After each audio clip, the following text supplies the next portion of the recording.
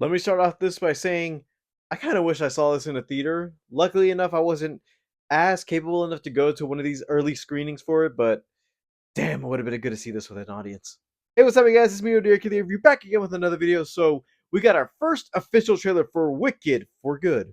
Part 2 of last year's Wicked, and funny enough, I really didn't go in with too much expectations for it and actually walked out like, huh, I don't know anything about the musical. I'll only know the cliff notes about what's going on and who's who. But then again, I'm like, huh, I really am impressed with what they got out of this thing. And if I'm being honest with myself, I saw this thing like 4 times in theaters, 3 times regular, and once on the sing along version, which I'm like, I kind of had some notes when I was in that theater. Come on, follow me. You'll be happy to be there. Is it too light? Down at the Osborne. If only because dust is what we come to. Now that we're getting into part 2 of this thing, let's take a look and see how things go in Oz, because I feel like, yeah, me knowing from what I'm seeing in the movies, I'm like, okay, now everybody's established that Elphaba has actually gone bad. Glenda, at least, is manipulated from their point of view, which is like, oh, she is going to be the one thing that's actually keeping we need a good guy.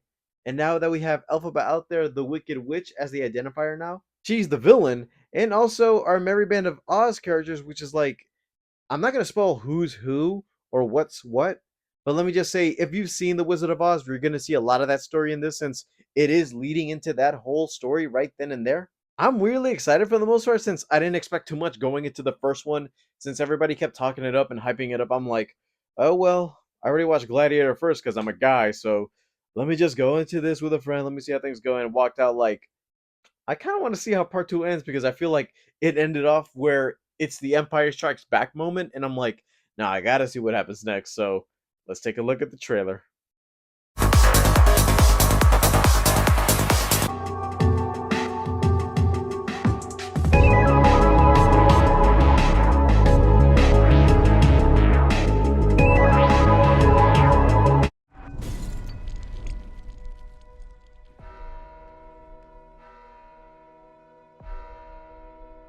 Elphaba Throp, I know you're out here. Just come in before the monkeys spot you.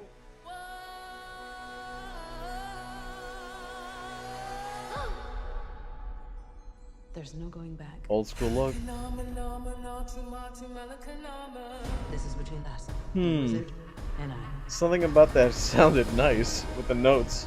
And the spell. The Wicked Witch can't elude us forever. Not with Prince Fiero and his squadron hot on her trail.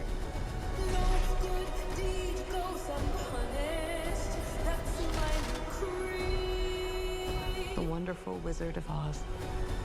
Yellow Brick Road. No one believed in you more than I did. Elphaba. They're coming for you. I've heard it said that people come into our lives for a reason.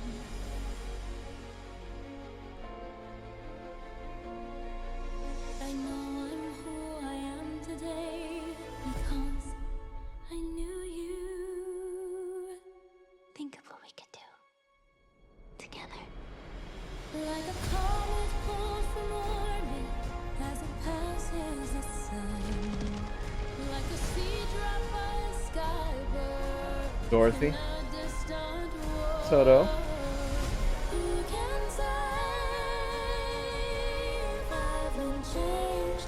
Oh, that's the beginning of the movie, the intro. Bring me the room of the Wicked Witch of the West. Now that scene right there, I've actually seen that in the teaser, like the first Oh, well, I thought you trailer changed. for this Wicked movie. I have changed. The animals time. set free. For both of us. To fly! Because I knew you. You're the only friend I ever had. Because I knew you. And I've had so many friends.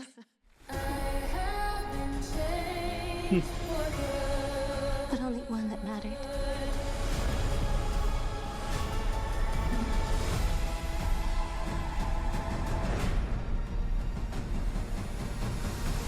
I'm off to see the wizard.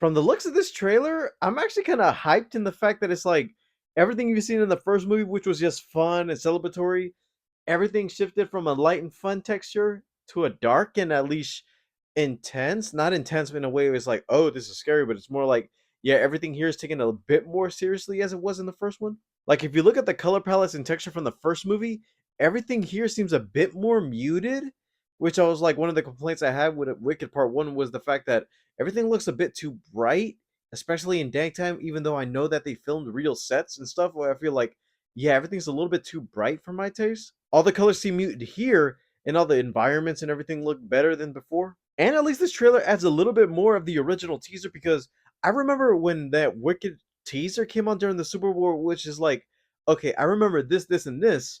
But when I saw the movie, I was like, but there are key factors missing because I thought when they announced Wicked, I didn't think there was going to be like a part 2 to follow it, which I was like, oh, so they're going to do that whole story in one. And when it gets to that very end, which is like, oh, I'm actually going to be going forward to actually do that whole Beyond Defying Gravity scene. And then when it shifted and it said to be continued, I was like, oh, so it ends.